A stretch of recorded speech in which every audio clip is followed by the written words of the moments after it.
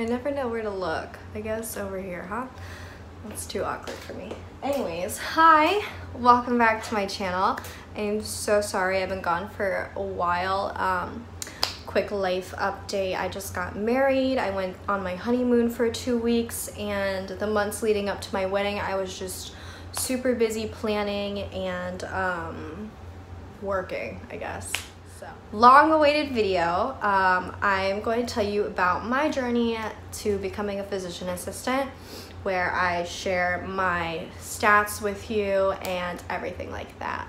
So let's just get to it, right? Okay, so for my undergrad, I attended Florida State University.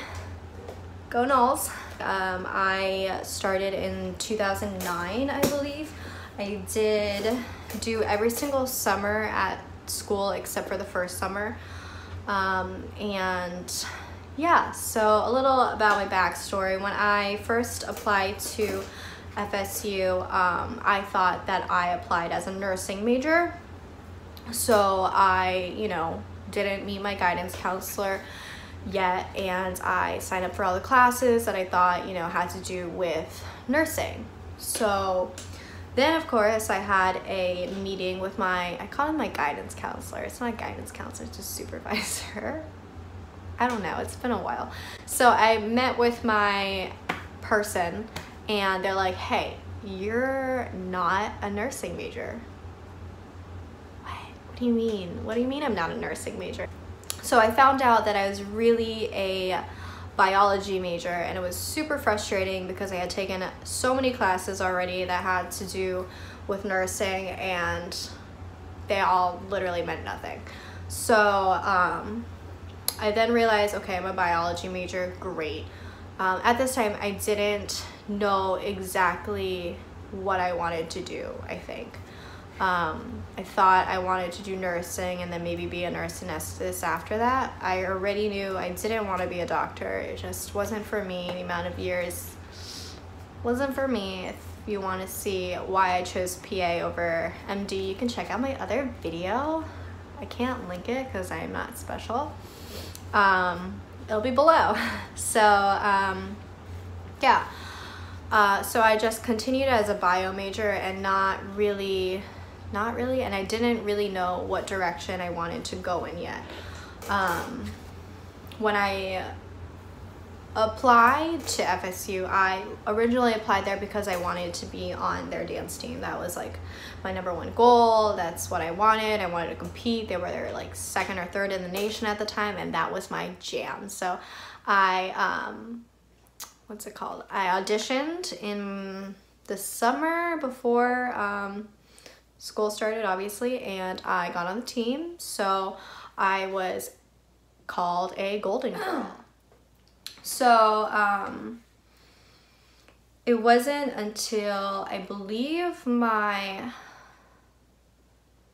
sophomore year that I started thinking, I don't know what I'm doing with my major. I don't want to be a bio major. I didn't like plant bio and other stuff. Sophomore year, I ended up changing my major towards the end, so I don't think I really started my classes for it until junior year. So I switched my major to exercise science, and I did that because it satisfied a lot of the prerequisites already for physician assistant, and it was something I thought I would be interested in, which kind of not really. So I realized, okay, I need patient contact hours, and I needed to do the GRE, and I needed all these prerequisites, and I was getting pretty much all of them at FSU. Throughout college, I was on the dance team up until my junior year was my last year. I loved dancing. It was something that I did not want to give up. It was, my passion, so I stuck with it. It did affect my grades a bit because I traveled a lot, and I didn't have time to study. But yeah, so my grades suffered a little bit from that, but I, wanted to keep going. Before my junior year ended, I had made the decision that I would stop being on the dance team so I could dedicate more of my time to getting my patient contact hours. that didn't work out. I ended up auditioning again for the 4th time, but it also worked out in a way because I didn't make the team again. Ha! But so, you know, I didn't make the team. I was devastated, but I truly believe everything happens for a reason. And if I did not make the team, then there was no way in the world that I could have had time to get my patient contact hours. So my senior year, I got a job as a medical assistant in OB-GYN, and it was really great. I worked part-time. I learned a lot, and I didn't have to be certified. I got really lucky because my friend got a job and she recommended me, and so she helped me get the job too. So thanks, Sam. Let's get to my stats. All right, so my stats are not impressive. They really are not. PA school has gotten a lot more competitive, but I looked at schools that would probably take me. Okay, my stats for FSU, my GPA was a whopping 2.97. Not great at all. My science GPA, I believe, was a 3.0. I also dual enrolled when I was in high school, and also did one more prerequisite at Broward College. When I did it in high school, obviously I took stupid classes like 3D art, and I think I took psychology, like the only thing that might be helpful. But my GPA there was probably like, I don't know, a 3.8 or a 3.7. So I had a big, you know, discrepancy between my GPA at Broward College and my GPA at FSU. Having a low GPA is not the end of the world. Okay, so now let's go over the GRE. So I'm gonna say my score and then what percentile I was in. The percentile means that you did whatever percentage better than everybody else.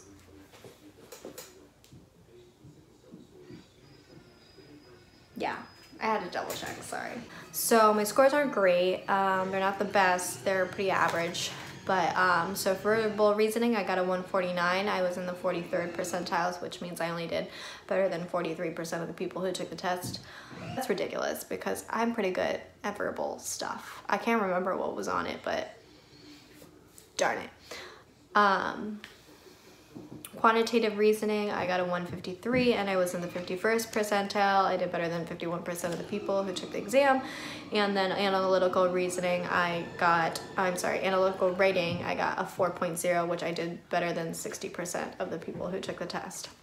As far as my extracurricular activities, when I applied to PA school, I mentioned that I had played piano for more than 10 years, and I also competed in it, and I danced for more than 15 years, and I was on the Golden Girls and traveling for 3 years. So it's a lot of commitment to something that was not education related, and they do like to see that. They like to see that you pursued other things aside from your education because it keeps you well-rounded and keeps you interested.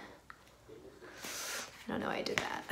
For my patient contact hours, I ended up getting over 1,000. I can't tell you exactly how many because I cannot log on to my old CASPA application. But I did work part-time in my senior year as the OB-GYN, like I said before, and then when I moved back to home after I graduated, I worked for a plastic surgeon for about 8 months, and I worked full-time the whole entire time. When I finally applied to PA school, which was in August of 2013, I applied to 4 different schools. I paid like $500 something. I paid for it all myself with the money I made from being a medical assistant because God forbid I didn't get in, my mom would be very upset. So I actually only got 1 interview for PA school, and it was from Kaiser. When I did apply, their seats were full. I did not know that at the time. My interview was in December and school started in January for them. So I'm really good at doing interviews. Yeah, I'm okay at doing interviews. As far as interviewing, you know, they obviously asked me why my GPA was so much lower at FSU than it was at Broward College, and I explained to them that I danced and traveled and that I finally, you know, started focusing on what I wanted to do in my senior year when I decided that I wanted to be a PA. They didn't call me back for a week, and that was really nerve-wracking. So I actually, you know, had a very good working relationship with my plastic surgeon.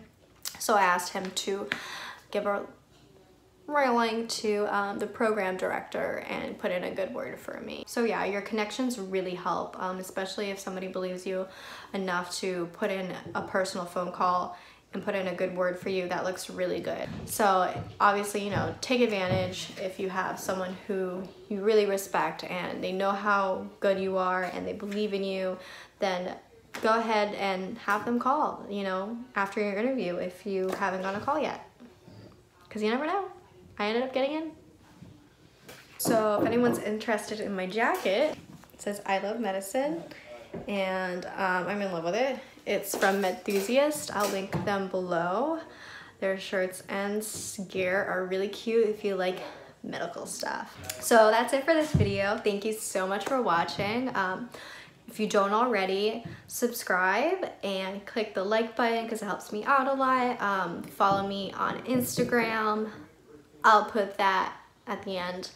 And my next video is going to be a frequently asked questions videos. I get questions from you guys all the time, and sometimes I just don't have time to answer all of them individually, and I feel terrible. So if you guys have any questions, just comment below and it'll be in my next video. So thanks again, and have a great day.